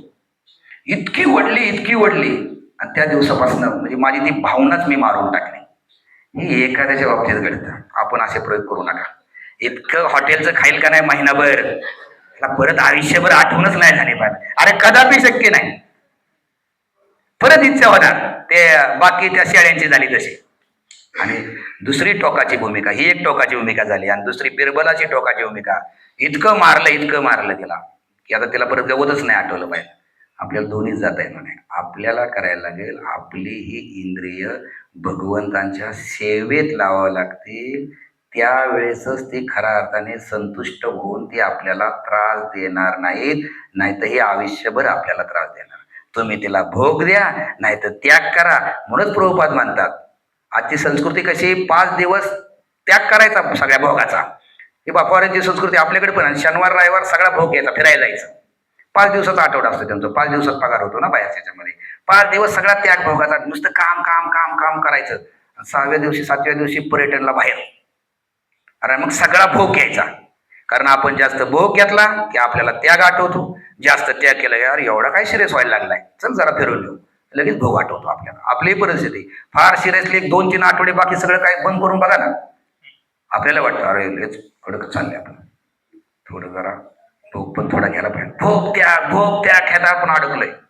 म्हणून ती फॉरेनची संस्कृती की रविवारी पूर्ण भोग. म्हणून प्रभुपादांनी संडे प्रोग्राम काढलाय. रविवारी हा भोगाचा मोठा दिवस आहे. रविवारी सुट्टीचा दिवस नाही, ते म्हणायला सुट्टीचा आहे, तो खरा भोगाचा दिवस आहे. लोक पिक्चरला जातात, हॉटेलिंग करतात, नको त्या गोष्टी रविवारीच होतात. म्हणून आपल्याकडे भागवतम आहे रविवारी, की रविवारी तू काय भोगाच्या नादी लागू नको, इकडे ये परत. कारण भोग हा त्यांच्या दृष्टीने रविवारचा दिवस म्हणजे भोगाचा दिवस.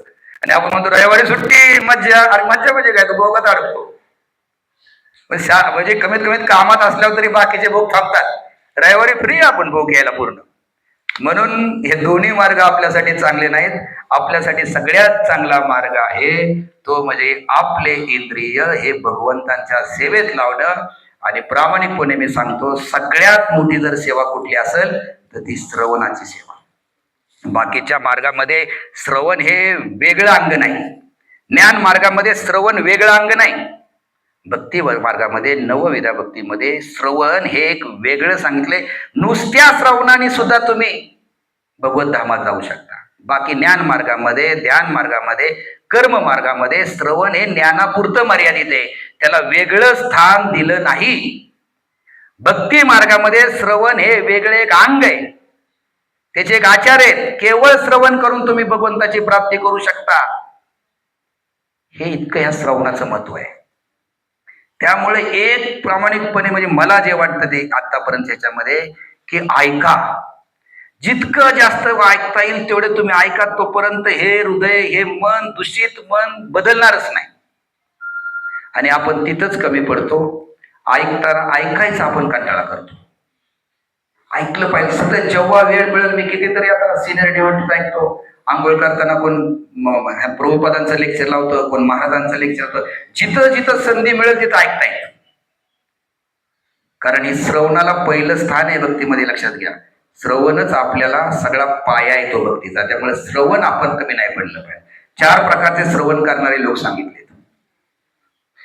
तर 4 मूर्ती असतात, तुम्हाला माहिती आहे. त्याच्यावरून 4 प्रकारचे श्रवण करणारे लोक सांगतो. पहिली मूर्ती कशी असते, चांगली मूर्ती शोधायची असते. त्यात पहिली मूर्ती अशी असते की, आणि ती शोधायची कशी की ते तिच्या कानामध्ये हे घालायची, वायर घालायची, आणि ती कुठून कशी निघते ती बघायची. मग ते एका माणसावर जबाबदारी ती म्हणली सर्वोत्कृष्ट मूर्ती कुठली सांगा.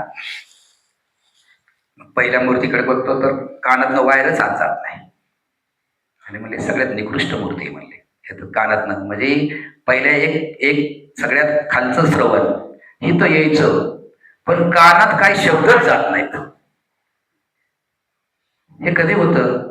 आपण जास्त बाहेरच्या जगामध्ये, इंद्रिय तृप्तीमध्ये, फायद्या तोट्या अशा विषयामध्ये असलो, काहीच कानात जात नाही.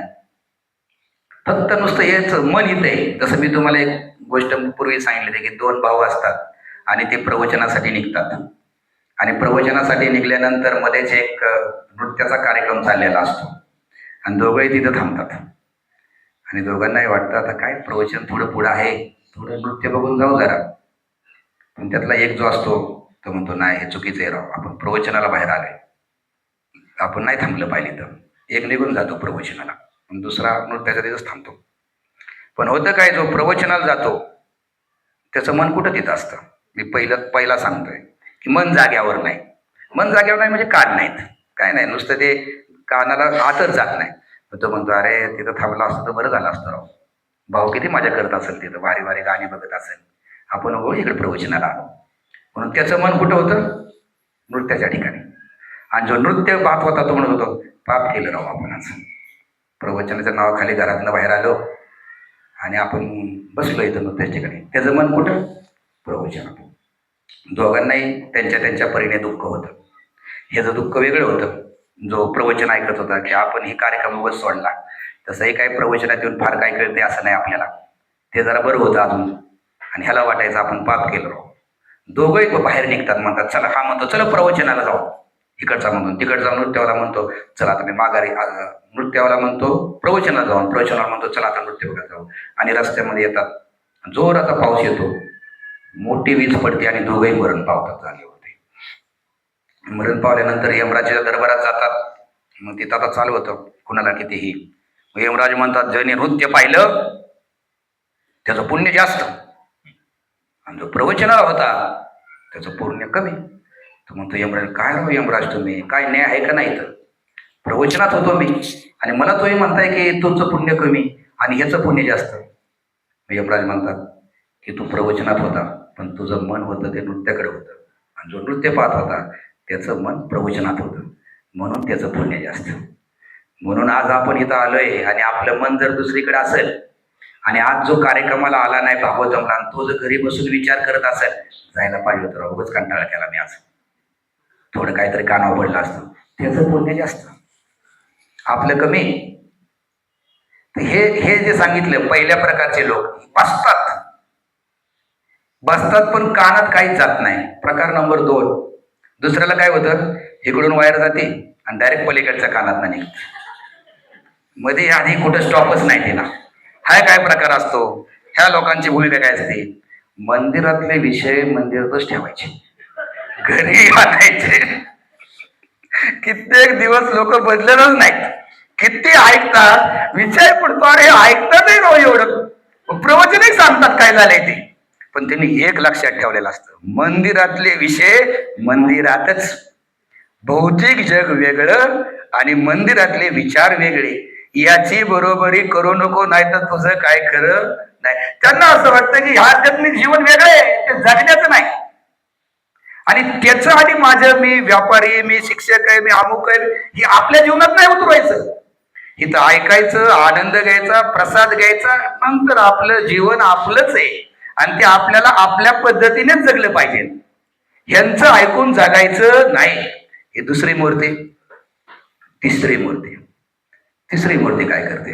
ऐकते, आपलं ती वायर येते, आत जाते आणि तोंडातून बाहेर येते.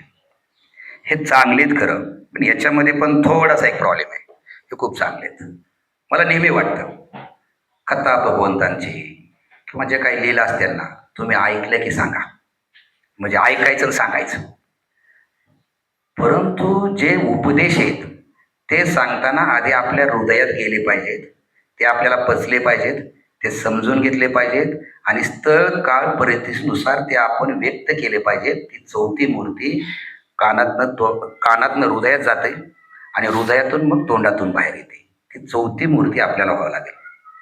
हे तिसरे जे आहेत ना, तिसऱ्याच जी असेल ते नुसतं सांगायचं, पण कधी कधी हा नाव ऐका, आपण उपदेश ऐकलेले असतात. आता या स्तरावर त्यांना घेऊ नका, पण मी ते राशी भविष्य ऐकायचो ते ह्यांचं.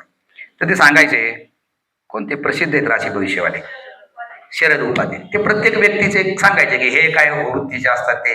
म्हणले एक राशी, कुठली राशी मला आठवत नाही, मी सांगितलं तर तुम्ही विचार करा तुम्ही त्या राशीचे काय म्हणून. एक अशी राशीचे लोक असतात म्हणले, विमानामध्ये बसतात, शेजारी दुसरा बसलेला असतो आणि मधनच ते म्हणणार, "अरे काय खरं नाही भाऊ विमानाचं, काय यार मध्येच एक ऍक्सिडेंट झाला" असं म्हणणार. त्याला त्याच्या डोक्याला दिलं काम लावून आणि स्वतः बरोबर बसणार. उद्देश त्याचा ना असं काय कडक देणार पुढच्याला, आणि स्वतःच ना पालन आहे ना स्वतःच्या जीवनात उतरवू नये, आणि हा त्याकडे नुसता बघत असतो. अरे बोलतोय काय, सांगतोय किती मोठी गोष्ट. तर काही काहींची अशी सवय असते. नाही प्रोजेनी काय झालं, 5 वाजता उठून जप करायला पाहिजे तरच जीवनात प्रगती, चान्सच नाही दुसरा. कधी कधी त्या व्यक्तीचं जीवन व्यवहारिक काय आहे, त्याला किती वाजता बाहेर पडायला लागतं, तो नाव काय का, तो जुना आहे का, लिहिलं तुम्ही लगेच सांगा, तो ऐकले की सांगा. पण उपदेश देताना हे सावधानतेने दिले पाहिजे. म्हणून हे चौथा प्रकार आहे. आधी स्वतःमध्ये थोडं मनन होऊ द्या, नाहीतर मग विमानाचं काय खरं नाही म्हणायचं आणि स्वतः मात्र घोरायचं. तसं नाही करून चालणार आपल्याला, कारण लोकही तुमचं फार दिवस ऐकणार नाही, कारण आपल्या आचरणात दिसलं पाहिजे. म्हणून आधी आपल्या हात आपल्याला मनन करावं लागेल उपदेश देताना. म्हणून या चौथी जी मूर्ती ती श्रेष्ठ श्रवण ह्या पद्धतीने व्हायला पाहिजे, की आपण जास्तीत जास्त कुठलीही गोष्ट करताना, जसं रामदास स्वामींचं एक उदाहरण येतं की रामदास स्वामींकडे एक व्यक्ती येते, आई येते आणि म्हणजे फार गोड खातो. रामदास स्वामी म्हणतात एक आठवड्याने का महिन्याने या म्हणून. म्हणजे मला एवढा किरकोळ उपदेश सांगायला महिना, गोड खाऊ नको म्हणायला.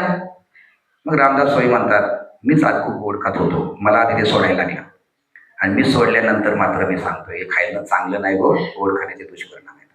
म्हणून उपदेश सावकाश द्या. जग सगळं फक्त उपदेशात नाही करतात. तर दुसरं मला सांगायचं आहे, अजून एक 10-15 मिनिटं फक्त घेतो. आता आपण हे झालं इंद्रियांचं, त्यानंतर इंद्रिय कसे कंट्रोल होऊ शकतात याची मी सुरुवात केली. दुसरा कुठलाही मार्ग अवलंबू नका, फार कडक काहीतरी नियोजन करायचं, असंच करेन इंद्रियांना सुखवील नाही, किंवा इंद्रियच काढून टाकायचे. आता भक्तांच्या संघात येऊन अपराध होतात ना, आता भक्तांच्या संघातच येणार नाही, हे अजून एक प्रकार वेगळाच.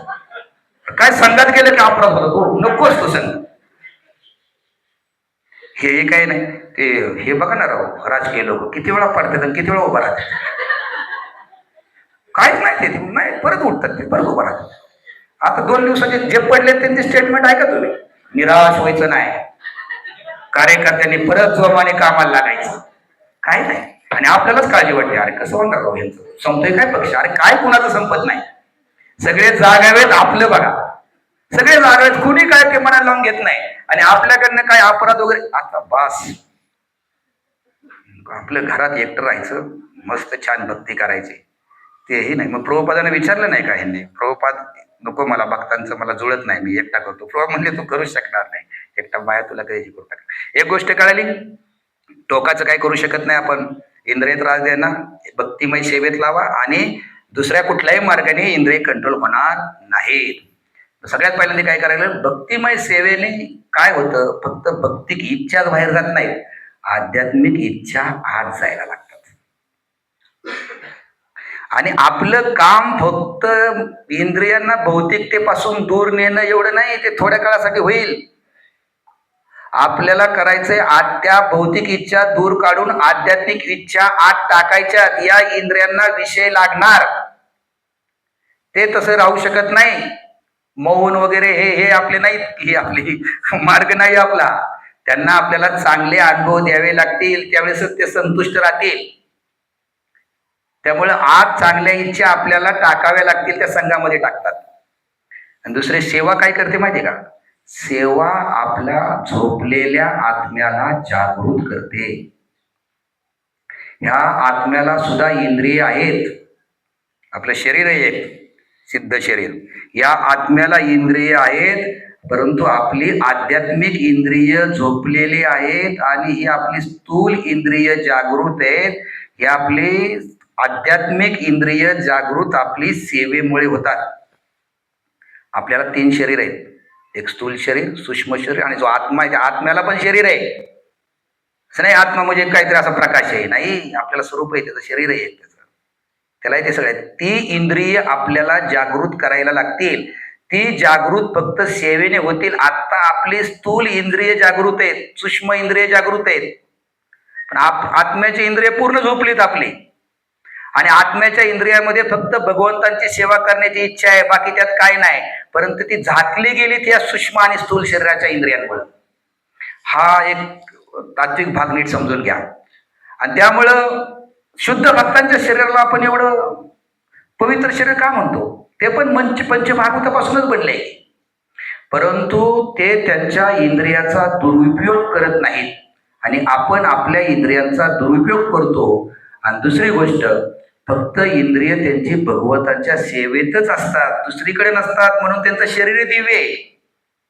आणि आपण रोज या इंद्रियांचा दूषित कारणासाठी उपयोग करतो, ते स्वतःच्या इंद्रिय भोगासाठी उपयोगच करत नाहीत त्याचा. म्हणून आपण शुद्ध भक्तांचं शरीर आहे हे जाळत नाही आपल्यासारखं, कारण त्यांची त्या शरीरावरती आसक्तीच नसती शुद्ध भक्तांची. आपलं का जाळावं लागतं? कारण आत्मा भटकत असतो तिथं. आत्म्याला सांगायला लागतं, आत्मा तुझ्या शरीरासाठी आता थांबलायस ना, योगी जाळून टाकला आम्ही, चल आता निघ इथून, तू चल बाहेर, फिरू नको आता इथं. आणि बघ आता घरचे पण रडायचे थांबलेत, आता तू पुढचा प्रवास चालू कर.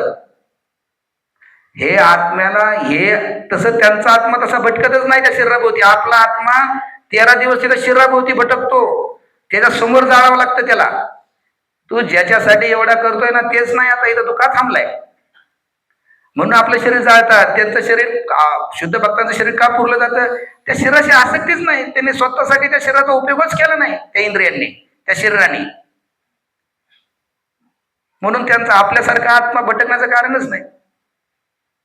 म्हणून हे जे इंद्रिय आहेत, ही इंद्रिय केवळ शुद्ध ही भगवंतांच्या सेवेमध्ये लावल्यामुळेच होतात. मी जसं तुम्हाला सांगितलं, 2 देह मुख्य आपल्याला, आपण जे म्हणतो, हा तर स्थूल देह सगळ्याला माहितीच आहे. एक आहे सिद्ध देह म्हणतो त्याला, आणि दुसरा म्हणतो सूक्ष्म देह. कधी तुम्हाला जर वेळ मिळला तर राधेश्याम प्रभूचे लेक्चर आहे का तुम्ही, त्यातलेच ही पॉईंट आहे. त्यातला माझा एक स्वतःचा कुठलाच पॉईंट नाही. बोलताना फक्त मी बोलतोय, असं मी बोलतोय एवढंच आहे, आणि तुम्हाला मी दिसतोय. पण याच्या मागे सगळे ऐकलेली काय 4-5 लेक्चर आहेत, माझं वैयक्तिक स्वतःच ज्ञान. प्रभू सांगत होते सिद्ध देह आणि सूक्ष्म देह. आता आपला प्रॉब्लेम काय झालाय? सिद्ध देहाच्या जे आपल्या इच्छा आहे, सिद्ध देहाची फक्त एकच इच्छा आहे, भगवंताची सेवा करणं. पण म्हणतो ना, आपल्याला ध्येय समजा, आपलं स्वरूप आपलं काय ते आपल्याला समजतो, तो सिद्ध देह. आता प्रॉब्लेम आपला काय आहे? सिद्ध देहाची काय इच्छा आहे? भगवंताची सेवा करणं. त्याच्यामध्ये कुठंच मिलावट नाही आणि ती कधी होतही नाही. परंतु सूक्ष्म देहाच्या इच्छा आहेत ना, त्या वेगळ्या आहेत आपल्या. आणि या सूक्ष्म देहाच्या इच्छा या जन्मातल्या आहेत का? या अनेक जन्मातल्या आहेत. त्या इच्छा घेऊन आपण इथं येतो. मग सूक्ष्म देहाच्या इच्छा आणि सिद्ध देहाच्या इच्छा ह्या ज्यावेळेस एक होतात दोन्ही, त्यावेळेस आपण कधीच फसत नाही. मग आपले इंद्रिय आपल्याला कधीच त्रास देणार नाहीत. आता प्रॉब्लेम काय आहे? आपल्या सूक्ष्म देहाच्या घेऊन आलेल्या इच्छा वेगळ्या आहेत, आणि जे आपले खरं मूळ स्वरूप आहे सिद्ध देह आत्माच्या ज्या काही इच्छा आहेत त्या वेगळ्या आहेत. आणि त्याच्यामध्ये आपण म्हणूया टकराव होतोय. या दोन्ही इच्छा एक करायच्या. हे मोक्ष प्राप्तीपाठी कुठपर्यंत जातं माहितीये का? ज्यावेळेस स्थूल देह एखाद्याचा संपतो त्यावेळेस म्हणतो आपण त्याचा मृत्यू झाला, शरीर गेलं फक्त. स्थूल ज्यावेळेस शरीर त्याचं संपतं त्यावेळेस आपण त्याचा म्हणतो मृत्यू झालाय. सूक्ष्म देह ज्यावेळेस एखादं सूक्ष्म शरीर त्याचं संपतं त्यावेळेस आपण म्हणतो त्याला मोक्ष प्राप्त झाले. मोक्ष प्राप्त झाले म्हणजे काय? आता सूक्ष्म देहातही कुठल्या इच्छा राहिल्या नाही. जो वारंवार जन्म मृत्यूला जो कारणीभूत कुठला देह आपला? सूक्ष्म देह. मी म्हणलो आपण आपल्या संस्कार घेऊन जातो, आठवणी घेऊन नाही जात सूक्ष्म देहावर. आत्मा सूक्ष्म देहावर पुढे जातो. सूक्ष्म देह ज्यावेळेस संपतो आपला, म्हणजे आतल्या इच्छाच राहिल्या नाहीत कुठल्या, ती मोक्षापर्यंत झालं. मोक्ष झाला त्याच्यामध्ये, की आता त्याला काय नाही, त्याला पुढचा जन्म नाही, काय नाही, त्याच्या सगळ्या इच्छा संपल्यावर परिपूर्ण झाला तुम्हाला. पण त्याच्याही पुढे जाऊन ज्यावेळेस त्याला स्वतःच्या सिद्ध देहाची जाणीव होते त्यावेळेस तो बोलवला जातो. हे 3 फरक आहेत. आपण कुठल्या स्टेजवरती? सिद्ध देहाच्या. सूक्ष्म देहातल्या इच्छा संपल्यात, त्या तर किती जन्म घेतील अजून काय माहिती आहे. त्या तर इच्छामुळे आपण इथे. सिद्ध देह खूप पुढची गोष्ट आहे. पण एक छान उदाहरण सांगितलं ह्यांनी सूक्ष्म सिद्ध देहाचं सांगतो तुम्हाला. राधेश्याम प्रभू सांगत होते की श्रीनिवास आचार्य म्हणून होते, आणि एकदा ते जपाला बसले. जपाला बसल्यानंतर 5-6-7 तास काय ते वरती म्हणजे बाहेरच आले नाहीत आणि इतके शांत झाले होते त्याचा सगळा असा. तर सगळ्यांना प्रश्न पडला, "अरे काय भानगड आहे म्हणजे मग आता ह्यांना उठवायचं कोणी जपातून?" म्हणून त्यांचे एक शुद्ध म्हणजे एक दुसरे एक भक्त होते, म्हणजे ते भक्त त्यांना हे करू शकतात. पण ते लांब राहत होते, ते बोलवायलाच 1 दिवस लागला असता त्यांना आणि माघारी यायला 1-2 दिवस असं झालं असतं. म्हणजे आतासारखी परिस्थिती नाही, फोनवर लगेच या इकडे 5 मिनिटं किचनमध्ये सेवा आहे, अशी काही परिस्थिती त्यावेळेस नाही. असं असून सुद्धा कठीण आहे आपल्याला तसं बोलवलं सेवा असून, पण पण त्यावेळेस पण काय माहिती त्यांनाही वाटलं आपल्या गुरूंकडे यावं आणि ते येतात. ते बघतात तर असं कापूस वगैरे लागतात, एकदम बारीक ह्याच्यामध्ये स्वाद चाललेला असतो आणि तेही तिथंच बसतात आपल्या गुरु शेजारी. त्यांचं नाव असतं रामचंद्र कविराज. तेही तिथं बसतात आणि हे 3-4 तास तसंच. बाहेर सगळे म्हणत असतात, अरे ज्यांना आत पाठवलं तेही येई नाहीत. हे तर आधी नाही, ज्यांना आपल्याकडनं पण असं होतं ना, आपण कुणाला तरी बोलवायला पाठवतो आणि तोही तिकडे तशी आपली बहुतेक जगात अशी अवस्था होती. ते आध्यात्मिक जीवनात अशी परिस्थिती होती. सगळे विचार करतात, अजून येत नाही, अजून येत नाही. होतं काय नक्की त्या काळामध्ये? त्याच्यामध्ये श्रीनिवास आचार्य आपल्या सिद्ध देहाने गोलोकला गेलेले असतात. हे असं काही कोणी वरवर सांगितलेलं नाही, हे राधेश्याम प्रभूंनी त्यांच्या लेक्चरमध्ये सांगितले. गोलोकला गेलेले असतात तिथं आणि तिथं ते काय पाहतात, तर त्यांचे गुरु असतात गोलोकमध्ये, ते म्हणजे गोपाल भट्ट गोस्वामी. आणि ते तिथे एक नुपूर नुपूर म्हणजे पंचेन ना काय ते शोधत असतात यमुनेच्या ठिकाणी आणि श्रीनिवास आचार्य त्यांना तिथं मदत करत असतात. आणि थोड्या वेळाने हे जे दुसरे इथं बसलेले असतात ना जपाला, रामचंद्र कविराज, तेही आपल्या सिद्ध देहाने ते पण गोलोकला जातात. म्हणून तर ह्यांची बाह्य लक्षणं काहीच कोणाला दिसत नव्हती. कित्येक तास झालेत, काहीच नाही, सगळं शांत. का? हे दोघंही सिद्ध देहाने गोलोकला गेलेले असतात आणि तेही शोधू लागतात की राधा राणींचं रासलीलेच्या वेळेस नुपूर हरवलेलं असतं आणि ते शोधायचं काम यांच्यावरती असतं. थोडक्यात पहिल्यांदा गोपाल भट्ट गोस्वामी हे करत असतात. मला वाटतं त्यांचा आध्यात्मिक ज्या आपण वेगवेगळ्या गोपीत गुणमंजिरी, मी थोडे मला जास्त श्रीनिवास आचार्यांचं मनी मंजिरी असं काहीतरी आणि रामचंद्र कविराचं करुणा मंजिरी, तिथल्या गोपींची त्यांची नावं आहे आणि ती काही शोधतात आणि मला वाटतं मग ते रामचंद्र कविराजांना ते सापडतात नुपूर त्या हे त्यांची लीला चालल्याच आहेत सगळ्यावरती त्यांच्या सिद्ध ध्यानी. इथं खाली काहीच नाही, सगळं शांत आहे शरीर पूर्ण. आणि मग ते नुपूर सापडल्यानंतर मग ते श्रीनिवास आचार्यांना देतात आणि श्रीनिवास आचार्य मग गोपाल भट्ट गोस्वामी देतात आणि ती राधा राणींना जाऊन ते देतात. हे सगळं तो चाललेलं आहे सगळं ते इथं असताना सुद्धा ते सगळं.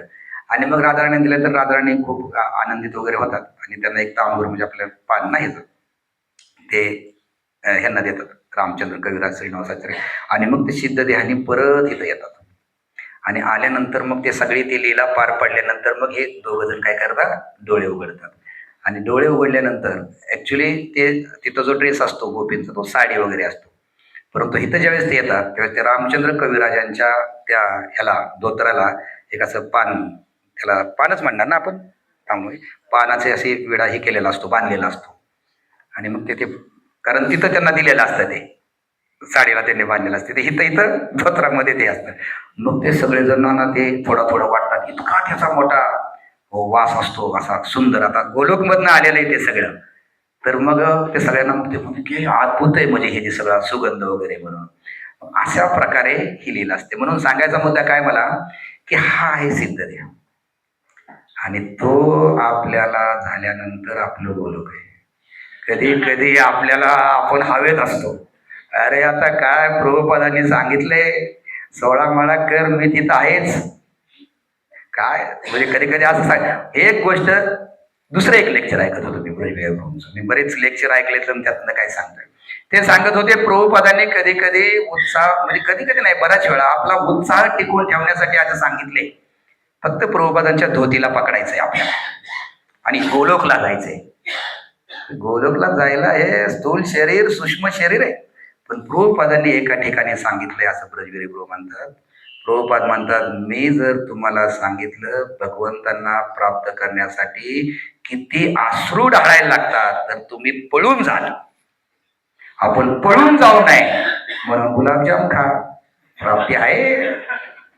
नुसता ये तू, प्राप्ती आहे. पण ही परिस्थिती अशी, प्रभुपाद एका ठिकाणी म्हणतात, मी जर खरं सांगितलं तुम्हाला भगवंतांच्या प्राप्तीसाठी किती अश्रू ढाळायला लागतात, हे अश्रू ढाळण्याचे मिशन आहे.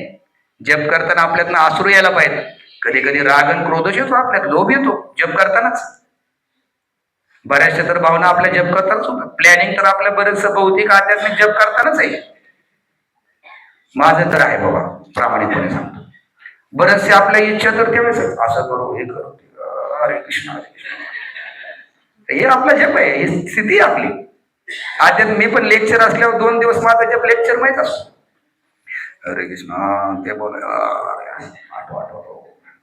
मी तर असाच आहे, तुम्ही कसे मला माहित नाही, पण शेवेचा पण माझं प्लॅनिंग जपाच्या वेळेस वेळच नाही ना आपल्याला. तो जप अशी एक गोष्ट आहे, त्यावेळेस मोबाईल बघायला वेळ आहे, इतर वेळी व्हॉट्सअप कधी बघणार मी, वेळ नाही मला, है ना. किंवा एखादं काही कोणी स्टेटस पाठवले, स्टेटस बघायचा वेळ माझं जपच आहे. 2.5 तास आहेत ना हातात, काय थोडे काय. आणि त्यावेळेस तुम्ही काय पण करू शकता, लक्ष द्यायचं सोडून बाकी. इतका वेळ तुम्हाला मिळलाय दुसरीकडनं कुठून, फार म्हणजे खोलात जायचं म्हणलं. पण एक आहे, मी तुम्हाला नेहमी सांगितलं, हे सगळं ठीक आहे. तर सांगायचा मुद्दा एक असा आहे की प्रभुपादांनी गांभीर्य माहीत होतं. कधी कधी प्रभुपादांनी अशी काही स्टेटमेंट केलीत, पण ते आपल्यापर्यंत नाहीत. आपल्यापर्यंत सोपी स्टेटमेंट आहे, कारण आपली परिस्थिती तशी. आपल्याला फार जर गंभीर सांगितलं तर अवघड आहे. इस्कॉन म्हणजे लोक जसं प्रभुपाद म्हटलं की पळून जाल तुम्ही, पळून. आणि सिद्ध ह्याचं एक उदाहरण असंच झालं. प्रभुपादांच्या काळात पण ह्या अशा काही गोष्टी नवीन भक्तांना माहिती होत्या. 2च मिनिटं शेवटचं घेतो, बाकी गोष्टी आपण परत कधी बोलू. तर शेवटचं, तर प्रभुपादांच्या काळात पण अशा सिद्ध ह्याच्या काही गोष्टी माहीत होत्या फॉरेनच्या लोकांना. आणि मी एकदा एक प्रभुपाद म्हणले की अरे ते आपले एक भक्त दिसत नाहीत, कुठे गेले? अहो ते म्हणले का बाबाजीकडे गेलते. बाबाजींनी काय सांगितलं म्हणले त्यांना? म्हणजे बाबाजींनी सांगितलं की तू स्वरूप सिद्धीमध्ये खऱ्या देहामध्ये तू मोर आहेस, आणि हा दार लावतो आणि मोराची ऍक्शन करतो म्हणले आतमध्ये. प्रभुपादांना ते म्हणले, त्यांच्याशी आवर म्हणले, आता मोरासारखा वागतोय म्हणले, कारण त्याला सांगितलंय बाबाजींनी तू मोर आहे म्हणून. लोकांना उत्सुकता आहे की मी कोण आहे म्हणून खऱ्या स्वरूपामध्ये. तुम्हाला नसेल, आपण सांगते अजून, परंतु लोकांना कधीतरी वाटतं ना, मी कोण आहे बरं खरं स्वरूप माझं. कारण आपल्याला सांगितलं जातं की तुमचं एक स्वरूप आहे वरती, आणि ती जागा कधीच भरली जात नाही. जे काय तुमचं स्वरूप आहे, कोणाचं चांबर हलवायचं असेल त्याची जागा शिल्लक आहे आज पण. ही तुमची जागा कोणी तिथं घेणार नाही, ती तुमचीच जागा. तुम्ही जेव्हा कधी या स्थूल सूक्ष्म शरीराच्या पलीकडे जाल त्यावेळेस ती जागा तशीच ठेवली. ही तर आध्यात्मिक जग, भौतिक जगात कशी रिटायर झाले की दुसऱ्या दिवशी जागा भरतात, तिथं जागा भरली जात नाही. त्यामुळे काळजी करायचं नाही, चालू द्या किती पण दिवस, तुमची जागा कुठेही जाणार नाही. तर त्यामुळे त्याची काळजी करू नका. आणि सिद्ध देह वगैरे हे ऐकलंय म्हणून आता काहीतरी वेगळंच करायचे काही कारण नाही. छानपैकी फक्त एक लक्षात घ्या, असंही फारही भक्ती म्हणजे असा फारही काही साधारण विषय नाही, साधारणपणे घ्यायची कारण नाही. वैष्णव अपराध, आपल्या इंद्रियांना कंट्रोल, हे आपण गांभीर्याने घ्यायला पाहिजे. कारण हे जर आपण गांभीर्याने घेणार नाही तर असंही कधी मनात आण नका, येतोय भक्ती करतोय सगळं, प्रभुपादांनी सांगितलंय गुलाबजाम खाल्ला तरी काय जातोय तू भगवत दामात वगैरे, ही गोष्ट खरी आहे. त्यांची जर कृपा असेल काहीच नाही. म्हणून म्हणलो हे आपलं जे सगळे ना, ही हाच तर इतका वरचा आहे ना ऍक्च्युली भक्तीचा, प्रयत्नाच्या फार पलीकडचा आहे. आणि दुसरी गोष्ट काय काय म्हणतात, एकच फक्त मी तुम्हाला पिक्चर मला एक डायलॉग सांगतो जो विहारी प्रभूंनी सांगितलाय.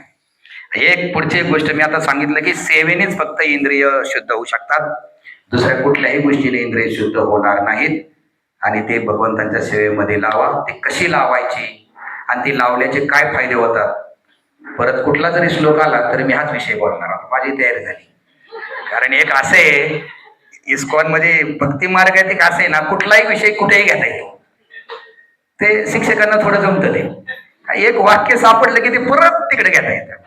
आता ह्यात जर तुम्ही पाहिलं, सुरुवातीचं भाषांतर पाहिलं, त्यात काय भाषांतर ऐकलं का तुम्ही? हे भाषांतरामध्ये हा विषयच नाही, तात्पर्यामध्ये प्रभुपादांनी तो घेतलाय. कारण तो आपल्या समजण्याच्या पलीकडे वरचा विषय की नेत्र वगैरे भगवंतांचे वगैरे, जो भगवंतांचं विराट रूप आहे त्याचं वर्णन आहे. आणि मी कशावर बोलतोय? इंद्रिय श्रवण करा का, कारण त्या पात्रतेला आपण जाणारच नाही, पाहू शकत नाही भगवंतांना त्या स्वरूपामध्ये. आणि दुसरी गोष्ट, एवढी सगळी सेवा करून पण आता तुम्हाला सगळं कळलं की सेवेने भगवंत आपल्याला समजू शकतात, स्वरूप कळू शकतं, पण एवढी सगळी सेवा करून पण भगवंतांकडे आपण आग्रह करू शकत नाही की मी एवढं चांगलं नाम घेतो, मी एवढी चांगली सेवा करतो, भगवंत तुम्ही माझ्यासमोर अजून प्रकट का नाही, असे आपण डिमांड करू शकत नाही. 40 वर्ष करा, हे जन्म करा, 10 वर्ष करा. आपलं बऱ्याच वेळा हे डिमांड असतं की इतक्या वर्ष झालं भक्ती करतोय तरी पण मला अजून नामस्मरणात गोडी का नाही, इतक्या वर्ष झाली सेवा करतोय तरी पण मला अजून असं का नाही, तसं का नाही. ही डिमांड नाही करू शकत. तुम्ही कितीही मोठी सेवा करत असाल, काही करत असाल, कितीही तुमचा चांगला जप असेल, पण तुमचं डिमांडिंग नेचर असेल मला का नाही अजून, ते तुम्ही कधीच ठेवू शकत नाही. म्हणून शबरी आणि आपल्या तोच फरक आहे. शबरीने कधी डिमांड नाही केली, फक्त शबरीने आपल्या गुरूंवरती विश्वास ठेवला भगवंत येतील, पण तुम्ही याच अशी डिमांड नाही केली. आपण डिमांड करतो, एवढ्या वर्ष झाले, एवढ्या वेळी सेवा करतोय, मला अजून का नाही.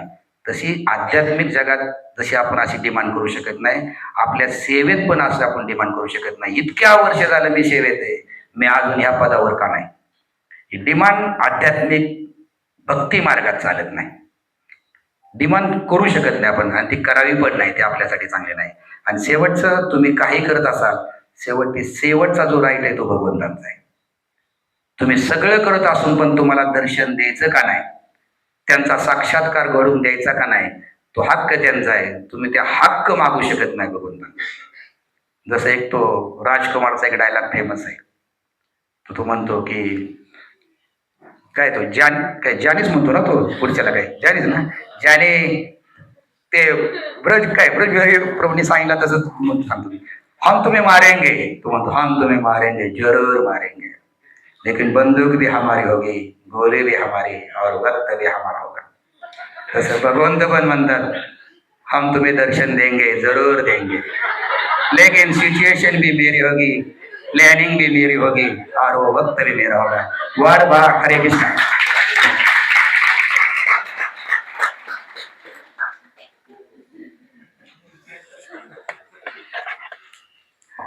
थोडा हे केला मी शेवट.